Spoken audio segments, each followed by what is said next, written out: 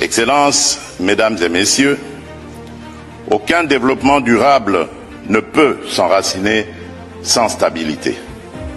Dans l'Est de la République démocratique du Congo, notre peuple subit une agression flagrante, menée par des groupes rebelles lourdement soutenus par un État voisin, en violation du droit international, de notre souveraineté et de notre intégrité territoriale. Et là, permettez-moi de m'arrêter sur cette question parce que mon discours avait prévu un plaidoyer et un appel à des sanctions contre ce pays. Vous avez deviné de qui il s'agit. Mais étant donné que j'ai vu le président du Rwanda, parce que c'est de lui qu'il s'agit, je prends à témoin l'assistance ici présente et le monde entier qui nous suit à travers les réseaux pour lancer un appel à la paix, lui tendre la main et demander à ce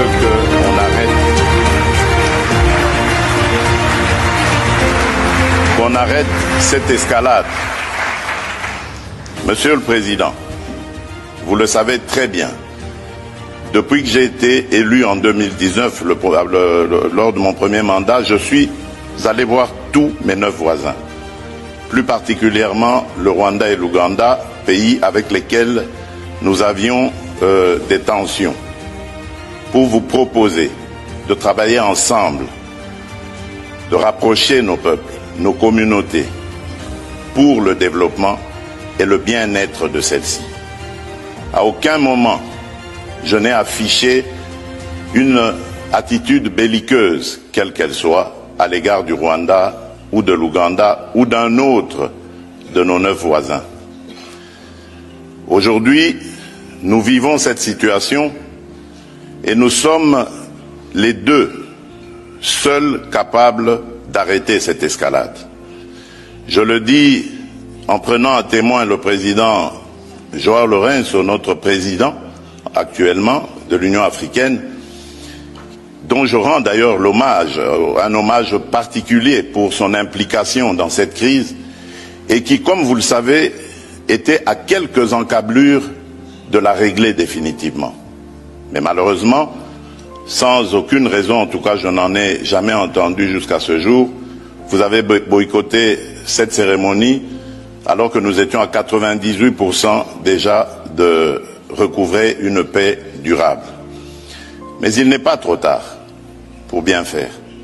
Et c'est pour ça que je prends à témoin ce forum et à travers lui le monde entier pour vous tendre la main, Monsieur le Président, à ce que nous fassions la paix des braves. Et cela demande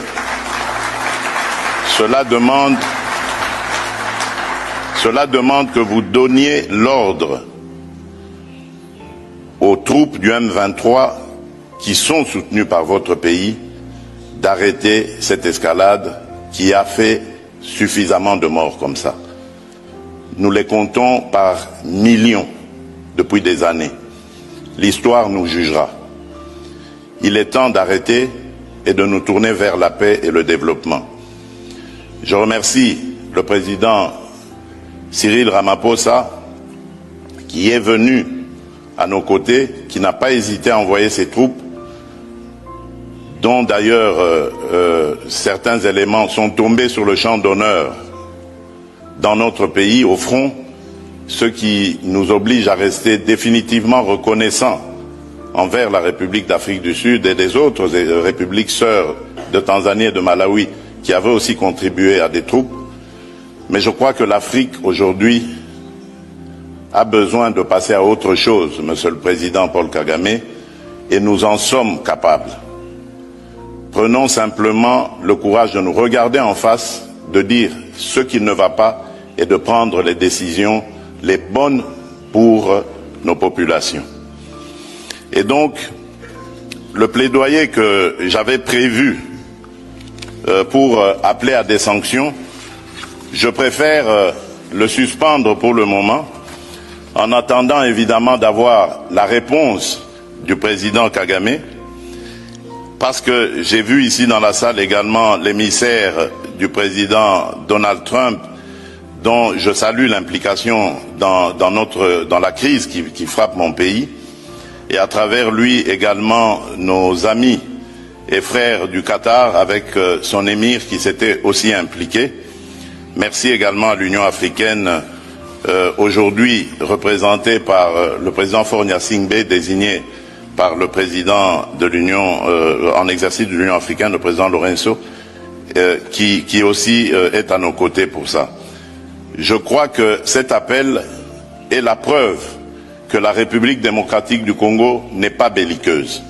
La République démocratique du Congo veut la paix, la véritable paix qui va entraîner la stabilité et permettre le développement de cette région qui, pour moi, est l'une des plus belles régions du monde, c'est-à-dire cette région des Grands Lacs. J'espère que cet appel sera entendu par le président Kagame et je lui dis ma disponibilité à discuter de cette situation. Excellences, Mesdames et Messieurs, excusez-moi cette digression, je reviens dans mon discours. La République démocratique du Congo réaffirme son engagement d'opérationnaliser la feuille de route émanant de l'accord de partenariat signé en 2023 et confirmer le vœu de le voir fondé sur les réalités d'aujourd'hui, les ambitions de demain et la mémoire des erreurs d'hier. Nous sommes prêts, mais ce futur, nous voulons le construire ensemble, dès à présent, dans la transparence, dans l'équité et dans le respect mutuel. L'Afrique vous attend, la République démocratique du Congo vous accueille. Je vous remercie.